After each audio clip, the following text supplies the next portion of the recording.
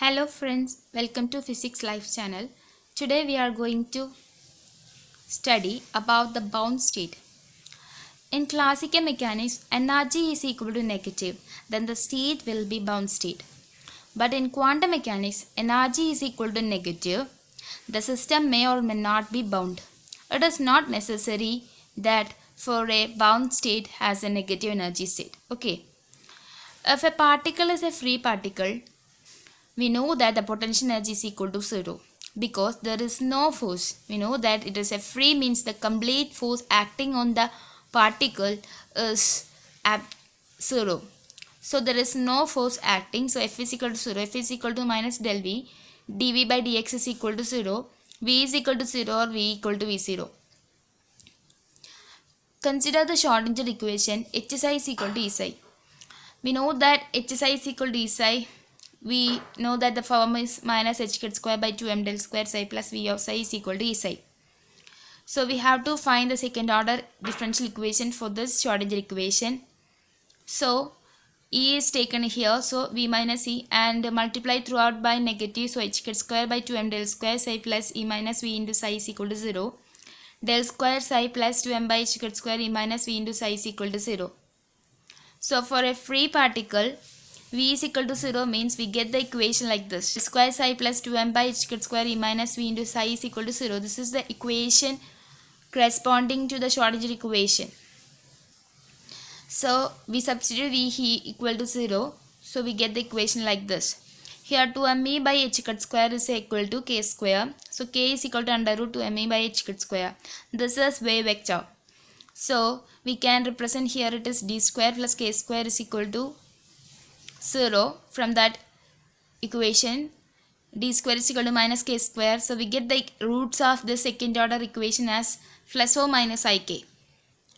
For a second order differential equation, the roots are real and unequal means we can get the solution as a e raised to m1x plus b e raised to m2x. So here get that m1 and m2 are plus or minus ik. So we get the answer as a e raised to ikx plus b e raised to minus ikx. This is the form of a cos kx plus b sin kx. So the function of the wave function of a free particle is a sinusoidal wave. We get the sinusoidal solution for this wave. Next case, when v is not is equal to 0. So E greater than V or E less than V case. So E greater than V case, we know the formula is like this. So k is equal to under root 2m E minus V by h square. D square plus k square is equal to 0. D is equal to plus or minus ik. So we get psi as a cos kx plus b sin kx. Okay. This is also can be represented in the solution as a e raised to ikx plus b e raised to minus ikx. So we get that the energy is greater than potential energy means it is in a sinusoidal function and it is in an unbound state. For energy less than potential energy, so dou square psi by dou x square plus 2m E minus V by h square into psi is equal to 0. So E minus V is negative, so we can represent it as minus of 2m V minus E by h square into psi is equal to 0. We know that the wave vector cannot be negative, so it is taken as k square. So dou square psi by dou x square is equal to k square, d is equal to plus or minus k. So we get the wave function solution as exponential. So a raised to kx is valid only for negative region, b e raised to minus kx is valid for positive region. So we get that energy less than v case, that is a bound state, and so the wave function is an exponential wave function. Here we have to study a problem in which we have to find the wave nature. Here in the figure, the y-axis represents the potential energy. So, and a blue line, this line represents the energy state, and the red line represents that potential energy. So here we know that the potential energy is equal to 0 and energy is higher than that. So potential energy is equal to 0 means free particle. So it is a function of the wave nature is a sinusoidal nature. Here we know that the energy is less than potential. So energy is less than potential means exponential solution. So we know that integral 0 to infinity, that is a range of positive range only exchange function is b raised to minus kx.